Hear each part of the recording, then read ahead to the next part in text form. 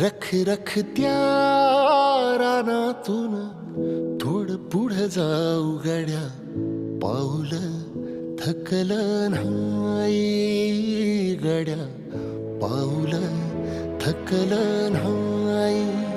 सुकलेल्या भाकरीला पानसंग खाऊ गड्या, पाऊल थकलं नाही गड्या, पाऊल थकलं नाही. झालो बरबाद जरी बसला घाव उरी, कलेची आग सार जाळून विजाईना. अडला घास असा काळावन वास असा, पण ह्यो ध्यास अजून बी माग राही.